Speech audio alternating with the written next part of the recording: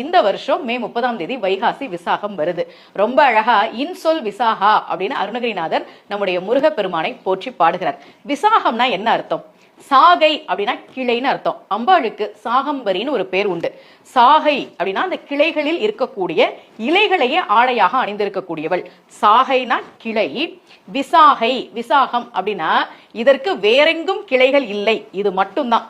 அதனாலதான் முருகப்பெருமான் அவதாரம் செய்த போது கச்சியப்பர் பாடினார், அருவமும் உருவமுமாகி அனாதியாய் பலவாய் பிரம்மமாய் நின்ற ஜோதி பிழம்புதோர் மேனியாக கருணைக்கூர் முகங்கள் 6 கரங்கள் 12 கொண்டே ஒரு திருமுருகன் வந்திங்கு உதித்தனன் உலகம் உய்ய. ஒரு வேறெங்கும் கிளைகள் இல்லை, அவன் மட்டும்தான் தனித்துவமானவன், யூனிக் அப்படின்னு சொல்லுவோம்ல, அந்த மாதிரி நம்முடைய முருகப்பெருமான். அவனுடைய அவதார நாளில் விரதம் இருந்து கோவிலுக்கு போய் அபிஷேகம் செய்து முருகப்பெருமானை கண்குளிர தரிசனம் செய்து உங்களுக்கு தெரிந்த முருகன் பாடல்களை சொல்லி வழிபாடு செய்யுங்கள். அன்னைக்கு திருச்செந்தூர்ல